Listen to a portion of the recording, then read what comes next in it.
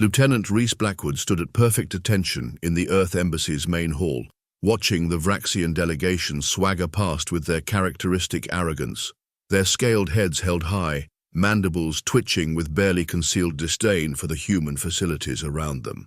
The sight would have been almost comical if it wasn't so damn annoying. Lieutenant, Ambassador Chen whispered from beside him, "Please try not to start an interstellar incident today." "Me?" Blackwood's face was the picture of innocence. "Never crossed my mind, sir." The ambassador's skeptical look spoke volumes. After all, Blackwood's reputation preceded him. 3 tours in the Martian conflicts, 2 in the Belt Wars, and enough classified missions that his service record looked like a heavily redacted grocery list. The lead Vraxian, Ambassador Zextra, paused near them. All 4 of his eyes blinked in that unsettling vertical pattern as he regarded the human security officer.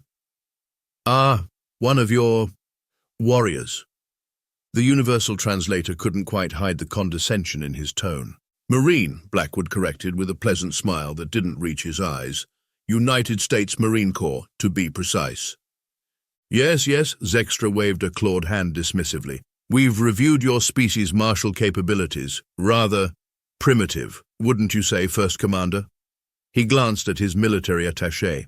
The larger Vraxian clicked his mandibles in agreement. Indeed, their reliance on projectile weapons and physical combat is quaint.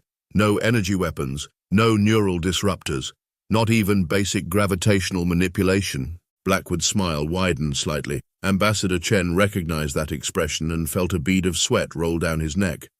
"Fascinating assessment," Blackwood said, his voice carrying that dangerous undertone that anyone who knew him would recognize as trouble. "You know, we have this old saying on Earth about assumptions and what they make of people." "Your primitive idioms don't interest us," Zextra sniffed. "We're here to discuss the border dispute in the Proxima system, nothing more." "Of course," Blackwood nodded, then added almost casually, "though I'd be happy to demonstrate some of our primitive combat techniques. You know, for the sake of cultural exchange." The First Commander's scales rippled with amusement. "You would challenge a Vraxian warrior with your limited capabilities?" "Challenge is such a strong word," Blackwood's grin turned predatory. "I prefer to think of it as a learning opportunity for everyone involved." Ambassador Chen closed his eyes briefly, already mentally drafting the incident report he'd have to file. When he opened them again, he saw the worst possible sight. The Vraxians looking intrigued, and Blackwood wearing that same expression he'd had right before the infamous Phobos Station incident. Perhaps, Zextra mused, all 4 eyes focused intently on the human, a small demonstration could be educational. "Oh, educational is exactly what it'll be," Blackwood promised, and somewhere in the vast expanse of space, Geneva probably shuddered without knowing why. The meeting room aboard the station had all the warmth of a funeral parlor, minus the flowers and plus several disapproving alien diplomats. Blackwood stood against the back wall watching the proceedings with what appeared to be casual interest. In reality, he was counting exits, noting positions, and wondering if the potted plant in the corner was as flammable as it looked. Ambassador Zextra was in fine form today, his scales practically glowing with self-importance as he addressed the gathered representatives. The human military structure is, frankly, obsolete. Their tactics are brutish, their technology primitive, and their understanding of modern warfare limited at best. A few of the other alien species nodded in agreement. The Vraxians had been the dominant military force in this sector for centuries, after all. Who were these upstart humans to challenge their expertise? "Would you care to elaborate, Ambassador?" Blackwood's voice cut through the murmurs like a knife through butter. The room fell silent. Zextra's mandibles twitched in what passed for a smirk among his kind. "Gladly. Your species still relies on physical projectiles when energy weapons are clearly superior. You employ ground forces when drone swarms are more efficient, and most amusingly, you still train in hand-to-hand combat, as if you'll ever engage in such barbaric close-quarters fighting." "Fascinating perspective," Blackwood replied, pushing off from the wall. "Though I notice your troops still carry vibroblades, seems a bit, what was the word? Primitive?" The First Commander bristled. "Our combat blades are ceremonial?" "Really?" Blackwood's eyebrows rose. "Because that power cell on the hilt suggests otherwise, but please continue explaining how obsolete we are." "Very well," Zextra's eyes narrowed. "Your species hasn't even mastered basic neural disruption technology. You still train soldiers to resist physical pain when we can simply shut down nervous systems. Neural disruption? Blackwood whistled low. Fancy. Almost as fancy as a rock to the head. Ever tried disrupting neurons when your fancy tech is fried by good old-fashioned electromagnetic pulse? No? Shocking. The room temperature seemed to drop several degrees. The first commander stepped forward, looming over Blackwood. You mock our superior methods. Superior? Blackwood's grin was back, the one that made Ambassador Chen reach for his antacids. Tell you what, let's put that to the test. You choose the scenario. We each get standard equipment for our species, and we see whose methods are really superior. You cannot be serious, Zextra scoffed, but there was a glint of interest in his 4 eyes. Dead serious, Blackwood replied, then chuckled. Well, hopefully not dead. That would make for an awkward diplomatic incident. The first commander conferred briefly with Zextra in their native tongue, mandibles clicking rapidly. Finally, they turned back to Blackwood. We accept your challenge, human. Tomorrow, in our training facility, we will show you true combat superiority. Looking forward to it, Blackwood's grin widened. One small request, though. Could we get that plant moved to the training room? You know, for atmosphere. Ambassador Chen, who had been silently praying for divine intervention, suddenly remembered Blackwood's service record included advanced training in chemical warfare and improvised weapons. He looked at the plant, then at Blackwood's innocent expression, and felt a migraine coming on. I must protest, Chen began, but Zextra cut him off. Agreed. Tomorrow we will settle this matter of military prowess once and for all. The Vraxian delegation swept out of the room, scales bristling with anticipation. As the door closed, Chen turned to Blackwood. What are you planning? Me? Blackwood's face was pure innocence again. Just a friendly demonstration of human ingenuity, sir. Nothing to worry about. The last time you said that, 3 moons had to be evacuated. Only temporarily, Blackwood protested. And hey, at least this time, I asked for the plant nicely instead of just requisitioning it. The Vraxian training facility looked like someone had taken a space station and crossed it with a gladiatorial arena. Sleek metal walls stretched up 3 stories, dotted with observation windows where various alien diplomats and military attachés gathered like vultures at a particularly promising carcass. Blackwood stood in the preparation room, whistling cheerfully as he checked his standard-issue combat gear. The Vraxians had been generous enough to allow him his basic equipment. Combat boots, utility belt, and even his beloved combat knife. The potted plant sat innocently in the corner, looking perfectly harmless. The rules are simple, the first commander announced through the room's comm system. Neutralize all opposition forces, no lethal force permitted. First to incapacitate their opponent wins. Quick question, Blackwood called out, adjusting his boots. What's your species' definition of incapacitated? Unable to continue combat operations, came the curt reply. Gotcha, and just to be clear, there's nothing in the rules about using the environment itself, right? A pause. The arena and its contents are considered part of the combat scenario. Perfect. Blackwood's grin would have made a shark proud. Oh, and those cameras up there? They recording everything? Naturally, this will serve as an educational demonstration for all species present. Educational, right. Blackwood cracked his knuckles. You know, where I come from, we have this thing called live leak. Above in the observation deck, Ambassador Chen was stress-eating his way through a pack of antacid tablets. Next to him, a Centaurian diplomat leaned in with interest. Your warrior seems remarkably calm, the alien observed. Does he not understand the technological superiority he faces? Chen sighed. That's what worries me. He understands perfectly well, and he's still smiling. The arena itself was a masterpiece of Vraxian engineering. Modular walls could shift to create different combat environments. Gravity could be adjusted in different sectors. Holographic projectors could simulate various battlefield conditions. They'd even included atmospheric controls for added realism. Blackwood examined the simple training scenario they'd set up. 3 levels of interconnected corridors, plenty of cover, multiple approach vectors, and right in the center that lovely potted plant, positioned exactly where he'd requested it. Through the transparent ceiling panels, he could see dozens of hidden cameras tracking his every move. Good. He wanted this documented. Sometimes the best way to prevent future conflicts was to make sure everyone understood exactly why they didn't want to start one. The first commander's voice boomed through the arena. Combat simulation begins in 3 minutes. May the superior tactics prevail. Oh, they will, Blackwood murmured, pulling out his combat knife and eyeing the plant thoughtfully. They absolutely will. In the observation deck, Chen watched as various alien species placed bets on how quickly the human would be defeated. Only he noticed that the Centaurian's environment suit sensors were registering a slow but steady rise in atmospheric toxicity levels.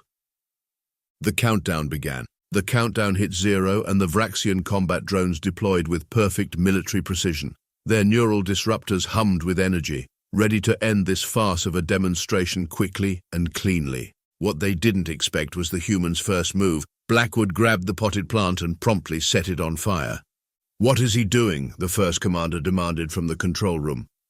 That's not a combat action.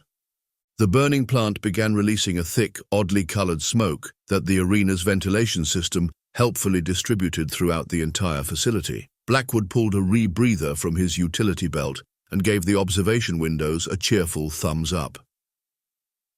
The plant species you provided, Chen explained wearily, is known on Earth as Capsicum annuum, more commonly called the ghost pepper plant. When burned, it releases an aerosol that's essentially military-grade tear gas, although I notice he's modified it somehow. The Vraxian drone's optical sensors began to malfunction as the caustic smoke filled the arena. Their neural disruptors, designed to target nervous systems, proved remarkably ineffective against a human who had essentially turned the entire arena into a giant pepper spray bomb. This is not proper combat, Zextra protested as he watched his elite drones crash into walls, their targeting systems compromised. Really? Blackwood's voice came through the comm, sounding entirely too pleased. Because I'm pretty sure making the enemy cry is a valid tactical objective. Now, about those modular walls you installed. The observers watched in fascination as Blackwood began systematically reconstructing the arena's layout. He'd discovered that the wall control panels responded to physical inputs just as well as they did to electronic ones, especially when said input was applied via combat knife to specific junction points. Is he building a maze? A Centaurian diplomat asked incredulously. Better, Chen groaned. He's building a funnel. Indeed, Blackwood had reconfigured the walls to channel all the drones toward a central point. The point where, observers noticed with growing horror, he'd created a makeshift slip and slide using the leaked hydraulic fluid from a disabled drone mixed with the condensation from the environmental controls. You know what's funny about neural disruptors? Blackwood's voice crackled through the comm. They're really precise instruments. Drop one from high enough, and they tend to release all that stored energy in really interesting ways. The first commander watched in dismay as his remaining drones, their sensors still compromised by the chemical warfare agent, slid helplessly into a pile. Above them, Blackwood had jury-rigged a damaged neural disruptor into what was essentially a very expensive taser bomb. This violates multiple conventions, Zextra shouted. Only the ones we signed, Blackwood replied cheerfully, triggering his improvised device. The resulting electromagnetic pulse turned the drone pile into very expensive scrap metal. Through the observation windows, various alien species watched with a mixture of horror and reluctant admiration as Blackwood emerged from the smoke, like some demon from their ancestral nightmares. His rebreather made his voice sound particularly ominous as he addressed the cameras. Now that was just lesson 1, improvised chemical warfare and environmental manipulation. Would anyone like to learn about psychological warfare next? I brought slides about historical human combat tactics, really interesting stuff about the invention of flamethrowers, or maybe we could discuss the creative use of music in combat situations. I have this great playlist called Fortunate Son that— Enough! The first commander's voice boomed. This demonstration is concluded. Oh, really? But I haven't even gotten to show you why we had to specifically ban certain uses of weather control technology. Did you know you can make it rain sodium if you try hard enough? The results are pretty spectacular, especially if your enemy relies on water-based cooling systems. In the observation deck, Chen watched as various alien diplomats hurriedly updated their threat assessments of humanity. The Centaurian beside him had backed away slightly, environmental suit now sealed completely. Your species, the alien said carefully, is rather creative. You have no idea, Chen replied, reaching for another antacid. This is him being restrained. The last time someone really annoyed him, He weaponized a colony of space hamsters. Through the smoke-filled arena, Blackwood's voice carried one final observation. You know what the really fun part is? I haven't even started using the actual weapons you let me bring in. Want to see what I can do with just this bootlace and some spare drone parts? The sound of multiple datapads being updated with new warnings about human combat capabilities filled the sudden silence. After a brief recess to clear the air, literally, the Vraxians insisted on a second round.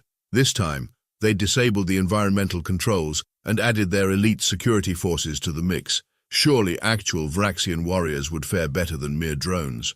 Before we begin round 2, Blackwood announced cheerfully, would anyone like to hear about the Great Emu War? The what? The first commander's voice carried genuine confusion. Oh, it's fascinating. Humans once lost a war to large flightless birds. Really puts things in perspective, doesn't it? Makes you wonder what other seemingly harmless things we've learned to weaponize out of sheer spite. The Vraxian warriors entered the arena cautiously, their advanced armor gleaming. They found Blackwood sitting cross-legged in the center, surrounded by what appeared to be office supplies. Is that a stapler? Chen squinted through the observation window. Correction, Blackwood held up the modified device. It's now a close-range projectile launcher. Amazing what you can do with a few rubber bands and some paper clips. Did you know the kinetic energy of a staple fired at the right angle can short-circuit most standard shield generators? The lead Vraxian warrior barely had time to process this before his shield flickered and died, taken out by what was essentially weaponized stationery.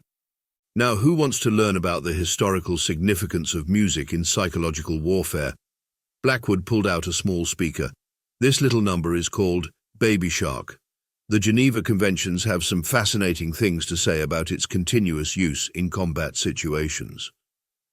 The arena's speakers crackled to life with the most insidious earworm humanity had ever produced. 3 Vraxian warriors immediately clutched their auditory sensors in agony. You see, Blackwood continued, voice carrying over the psychological torture masquerading as a children's song, humans have this unique ability to weaponize absolutely anything, including boredom. Did you know the average human can recite The Song That Never Ends for approximately 6 hours straight? He demonstrated. 2 more warriors dropped, their translators automatically attempting to process the endless loop of nonsensical lyrics until their processors crashed. Or how about this classic? Blackwood produced what appeared to be a simple laser pointer. Fun fact, most alien visual processors can't handle rapidly alternating patterns at specific frequencies. We discovered this accidentally at a rave in 2157. The remaining warriors found their targeting systems overwhelmed by a strobing effect that somehow formed the pattern of "never gonna give you up" in their visual cortexes. From the observation deck, various alien species watched in horror as their worst fears about humanity were confirmed. Not only could humans turn anything into a weapon, they seemed to genuinely enjoy doing so. And this, Blackwood held up what appeared to be a sandwich, is another human specialty. We call it psychological warfare through lunch. It's food? A warrior asked cautiously. It's surströmming, Blackwood corrected. Fermented herring, banned in several star systems as a chemical weapon. Would anyone like a taste? The mere opening of the container caused the arena's remaining atmospheric sensors to overload and shut down. 3 more warriors collapsed, their olfactory systems going into emergency shutdown.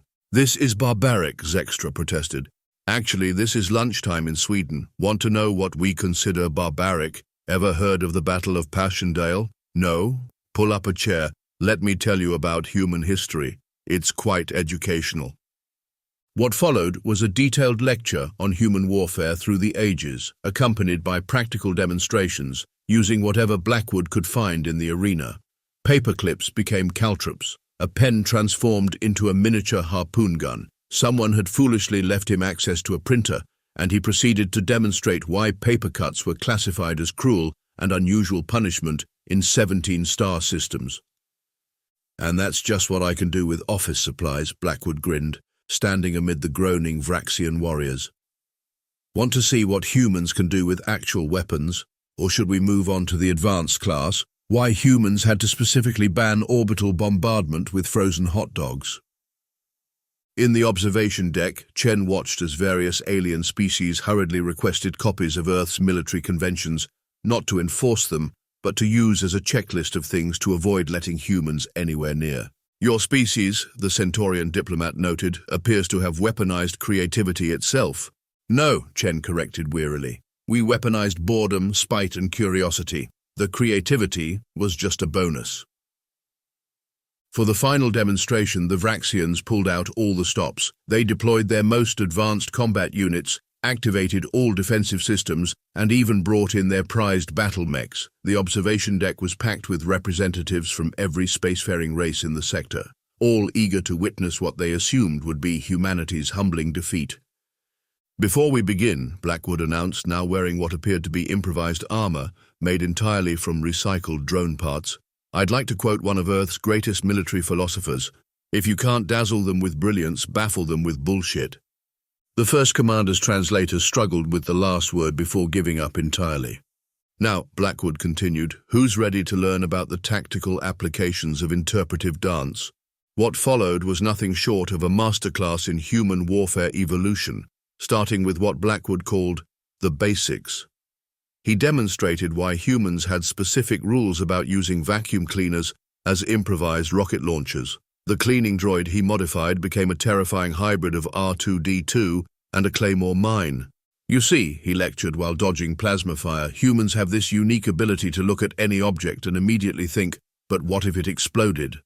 He proved this point by turning the arena's automated refreshment dispensers into what he cheerfully termed the galaxy's most militarized soda fountain. Pressurized carbonated beverages, it turned out, made excellent smokescreens when properly aerosolized. Did you know, Blackwood's voice echoed through the chaos, that humans once won a space battle using nothing but a broken coffee maker and 3 rubber ducks? True story. It's why the Arcturus conventions specifically ban the use of bath toys in void warfare. The Vraxian battle mechs advanced through the artificial fog, their sensors struggling to track the human who seemed to be everywhere and nowhere at once. They weren't prepared for Blackwood's next lesson, advanced applications of children's party supplies in combat scenarios. The sound of several hundred party balloons being popped simultaneously created an acoustic wave that temporarily disrupted the mech's targeting systems. The fact that each balloon had been filled with a mixture of glitter and magnetic powder only added to the chaos. Fun fact about glitter, Blackwood commented as the mighty Vraxian war machines stumbled around blindly, their sensors clogged with the sparkly menace. It's officially classified as a persistent environmental hazard in 47 star systems. You'll be finding this stuff in your equipment for the next decade. From the observation deck, the assembled aliens watched in horror as Blackwood proceeded to demonstrate why humans had developed specific regulations about the military use of silly string, bubble wrap, and something he called whoopee cushions. And now, he announced, producing what appeared to be a simple datapad, let me introduce you to one of humanity's greatest weapons, technical support hold music. The arena's speakers began playing an endless loop of Your Call Is Important to Us, combined with a Muzak version of Never Gonna Give You Up. 3 Vraxian warriors immediately surrendered rather than endure another minute of it. But wait, Blackwood grinned, we haven't even gotten to the best part yet. Who wants to learn about the tactical applications of dad jokes in psychological warfare? The remaining Vraxian forces watched in mounting dread as Blackwood began telling increasingly terrible puns while rigging up what appeared to be some kind of launcher using spare parts from the destroyed mechs. Why did the Scarecrow win an award? He asked while calibrating his improvised weapon. Because he was outstanding in his field. The groans of mental anguish were interrupted by the launch of what turned out to be cybernetically enhanced rubber chickens, each programmed to chase the nearest Vraxian while squawking, "Why did the chicken cross the road?" in an endless loop. And for my final demonstration, Blackwood announced to the increasingly traumatized audience, I present why humans had to specifically ban the weaponization of social media trends. What followed was a masterful combination of all his previous techniques, culminating in a grand finale that involved synchronized dancing drones performing the Macarena while dispensing a mixture of glitter, silly string, and what he claimed was just a splash of Axe body spray for extra psychological impact.